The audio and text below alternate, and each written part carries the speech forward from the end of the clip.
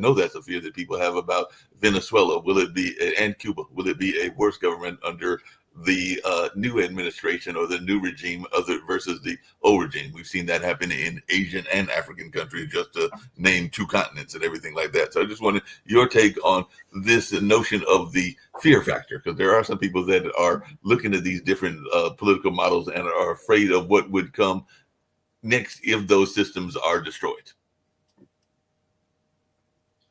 Well, I certainly think socialism is something to fear. It's never succeeded in the history of the world. It can't succeed because you can't predict what's going to happen. Therefore, you can't plan. When Russia had 5-year plans, they always failed because trying to predict 5 years out what you're going to do never works. Another thing to look at is people vote with their feet. Well, where does the most immigration to occur? To the United States. Yeah. How many people do you see in countries like the United States, Great Britain, or India fighting to migrate to North Korea or Venezuela or Cuba? You don't see it. If socialism was wonderful, that's where people would be going, but they're not. Yeah. Nick, Rick, you had a question, and yeah. So tech makes things cheaper. Like the cost of food and clothing compared to 120 years ago is like 25% because tech has made it cheap to make stuff, and that trend will continue and will disrupt other industries. Medicine's still expensive. It should get cheaper in the next few decades. Housing will probably get a little cheaper. So is it socialism when tech makes stuff so freaking cheap that it's almost free? Is it socialism to give people, super cheap stuff? Well, socialism's got a problem giving anything to anybody because socialism doesn't have anything. All they can do is take from the people and redistribute it. The problem with that is what the problem has always been with socialism. You may not realize this, but the United States began as a collectivist country. Jamestown and the Mayflower colony both started out collectivist, and they very quickly devolved into starvation because people found out really quickly that the hardest workers just stopped working. Why? Because they didn't benefit them. People are basically self-interested. Now, I need to define the difference. Self-interested is not the same as selfish. Selfish means I try and take from you just because. Self-interest means I have to look out for myself. Right. And I do. But I don't do that to excess. I don't take from you just because. And one way we look at that in economics is we look at what's called the pie. That is how much stuff there is. Remember I mentioned earlier about between 0 and 1,500. The pie was a fixed size. That is, the amount of stuff there was in the world didn't change. It was all just there. So if you wanted to get more, you had to take it from somebody else. That was the only way to get it. But since 1,500, and particularly since about 1,700, capitalists have been growing the pie. That is, we make more stuff, so more stuff is available that we can all share. That's really the point, is that everybody ends up better off. Capitalism has lifted more people out of poverty than any other system that's ever been imagined. 100 years ago, most of the world lived in abject poverty. Now it's 9%. And that's worldwide. Okay. Dr. Cutcliffe, what do you let me get in one more question here. Yeah. So how do you think the U.S. is doing? The Heritage Foundation has an economic freedom index, which is basically how capitalistic are you as a nation? And the U.S., it's not in the top 10, but it's the most capitalistic country of its size. And that's pretty steady across the decades. Well, actually, it's recently dropped. It's in the 20s now. And if you look at economic, you mentioned the Heritage Foundation, they also do it by state. And while many of the U.S. states have some of the highest GDP, they have some of the least economic freedom compared to other countries. Actually, Great Britain right now is listed by the Heritage Foundation as having greater economic freedom than the U.S. So it depends, when you say depending based on the size, it depends on what you mean by let's talk size. about my state. I'm in California, and we're always accused of being, you know, a hell state, and everything's terrible because of socialistic and I like it here. I'm in LA, and you know, we get accused of having huge taxes. My state taxes have never run more than, I don't know, like 6%. And our property taxes are ridiculously low because of Prop 13, where if you live in your house for 20 years, you're paying 1/3 of 1%, which is lower than anyway. So California, for instance. Your take on California in terms How of are we doing? Because to me, it seems like we're doing okay, except for the 100,000 homeless that we have. Yeah. Well, I think in general in the U.S., we're doing okay. Obviously, like I said, everybody wants to move here from throughout the world. I saw a recent Gallup poll that said a fourth of the world would move here if they could. wow. Well, I mean, you can't say we've got a bad place here if a fourth of the world wants to get here. And I heard what you're saying, Dr. Cartel, but in that same a whole lot of Americans clamoring to go somewhere else. No, I don't see that. But Dr. Cartel, in that same realm, you see a lot of people that are concerned about the widening income gap and everything like that. Because I'm actually friends with, he's a family member, Dr. Darity, that had been doing some research about reparations for African Americans and everything along those lines. But part of what he talks about is the growing wage and income gap that exists between our society. So we have the very rich, like the Elon Musk that Rick was referring to, but we also have very poor here in the U.S. as well. And that seems to be widening. So that seems to be one of the problems that people have with the capitalist system as it works in the United States. So I just wanted your take on that complaint and what can be done as an economist in your mind to address that. Well, first of all, as I said, in times of dynamic change, we have that rubber band effect. So you're always going to see income inequality and wealth inequality grow dramatically initially, but then you're going to see it contract and make everybody better off. It's just an unfortunate fact of the way progress has to work, because you have to have a way for somebody to lead the way to the new place, and then they drag everybody else along with them. And yes, that's going to take time, but by the greatest measures of inequality, income inequality, the U.S. is pretty much right in the middle compared to the other countries in the world. We're basically right in the middle. We have about the average inequality. And the places where there's the most inequality is the socialist countries. Look at North Korea. The in-group has money hand over fist. The poor are poor beyond our ability to imagine it. Okay. They have literally at times been in situations where they had to eat their children. Wow. That's poverty at a level that we can't even comprehend. Yeah. And at the same time, Kim Jong-il lives in a huge mansion and gets anything he wants. You want to talk about inequality, you have to look at socialism. All right, so by any estimation, the rubber band is going to keep stretching for the next couple of decades because AI is going to freaking disrupt everything.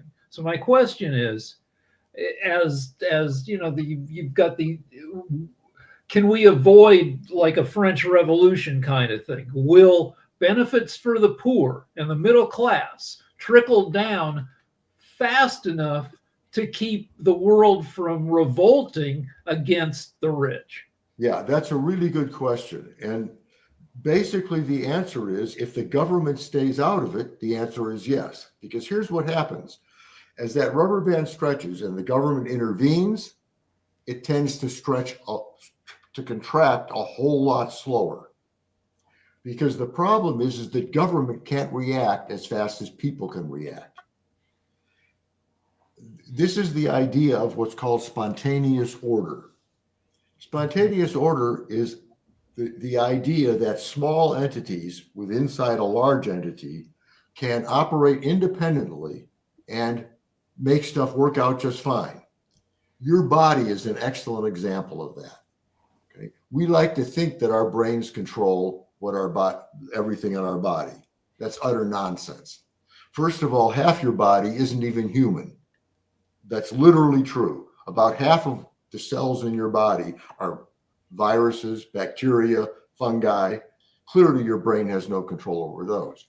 But even the cells of your body are not under your control. You cannot control a single cell in your liver.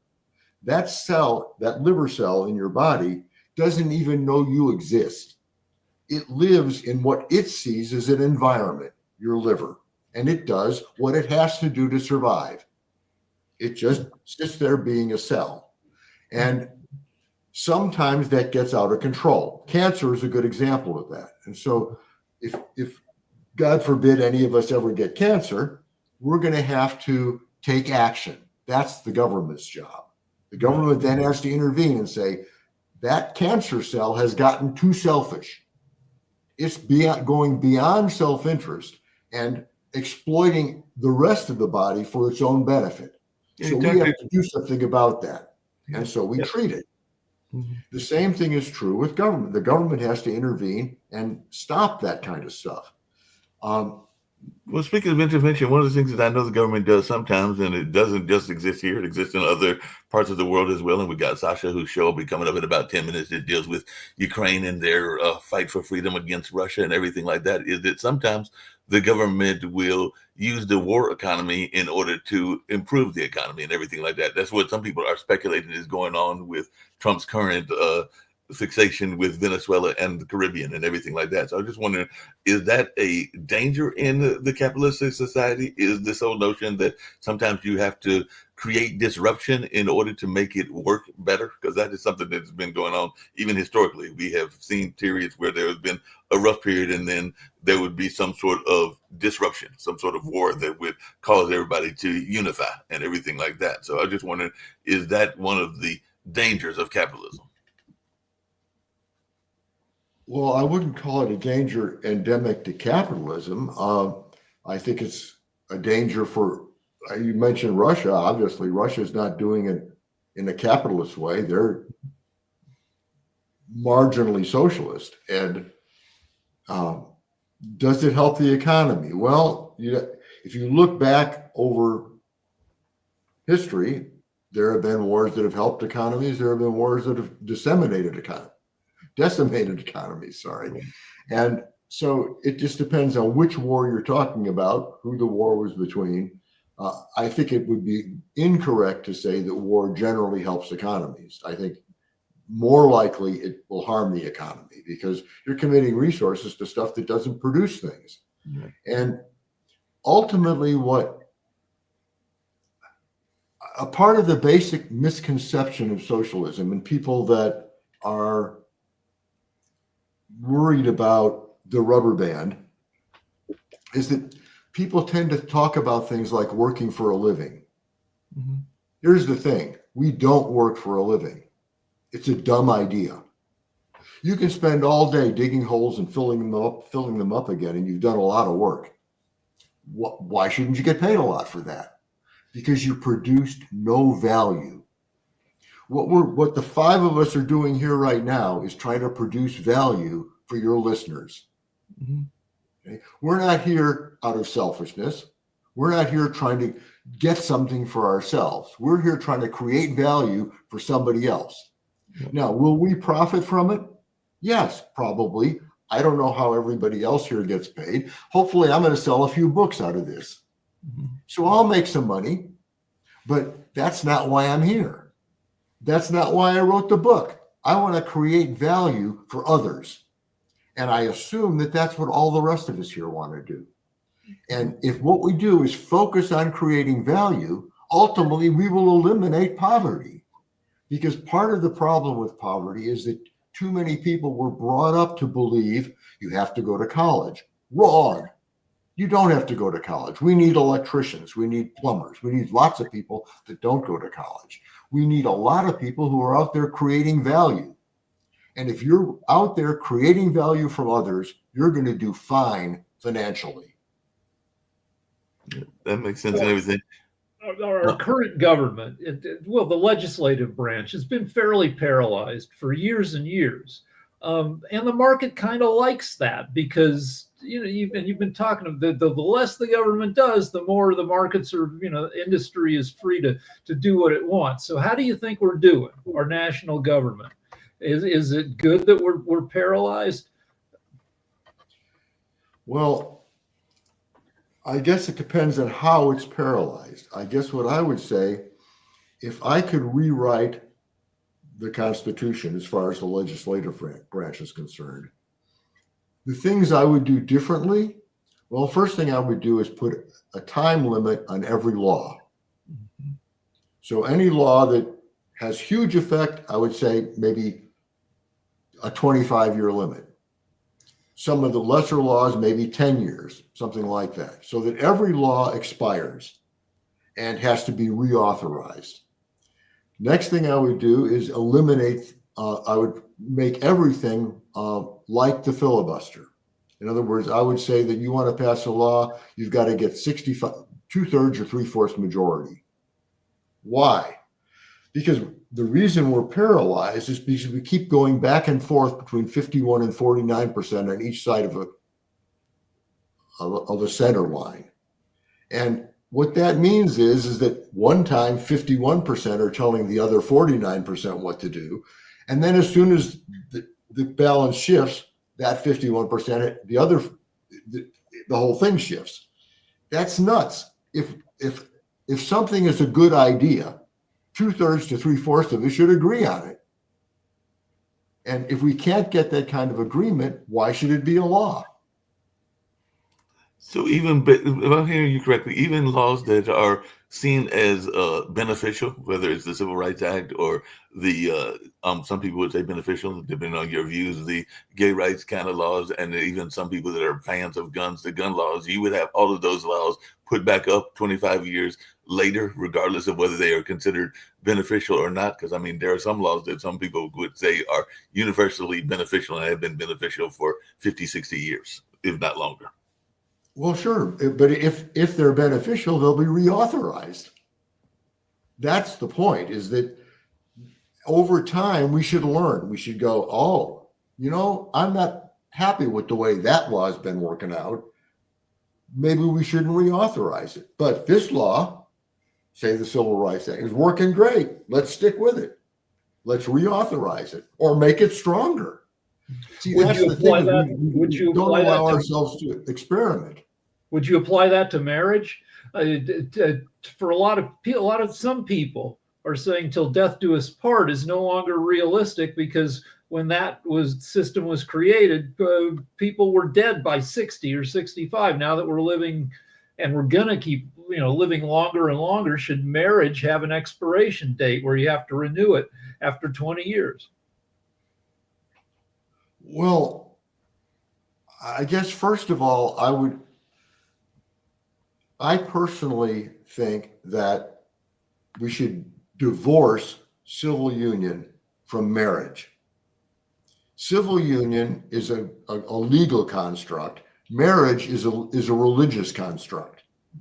And so I would say leave marriage up to the religious folks. In other words, if the Catholic Church wants to decide a marriage lasts forever, great. If a different church wants to put a 3-year expiration date on it, fine. As far as civil union, that's something that would be up for renewal. If we pass a law saying marriage is forever, okay, 25 years or 10 years, however long the expiration date is, we reevaluate that and say, is this working for our society, or is it causing more problems? we have to be free to experiment. But the problem is that we aren't. Laws that were passed 100 years ago are still in force today, even though they aren't working. All right, one more example. I think one of the most famous examples lately of a law that expired was we banned semi-auto rifles like AK-47s for about 20 years, and the law expired. While it was enforced, there were fewer mass shootings, but we haven't been able to reestablish that law. Is that a triumph of the system, or is that something that's messed up? Well, first of all, mass shootings have been increasing with and without automatic weapons. I'm going to go ahead and say this. It's a little bit dangerous, but I'll say it anyway. I own an AR-15. I own a lot of guns. I was in the military. I shot expert with everything the Army had and with everything the Air Force had. I will tell you absolutely that if you were going to do a mass shooting, the last thing you would choose would be an AR-15 or an AK-47. Those are civilian versions. They are not fully automatic. They have the same rate of fire as a 9mm pistol. So people, first of all, misunderstand that. You want me to start, Sasha? You have Ivan, and Ivan's got a video. That's what I accidentally hit earlier. Pardon me? Sorry. That was something He else. was doing other business.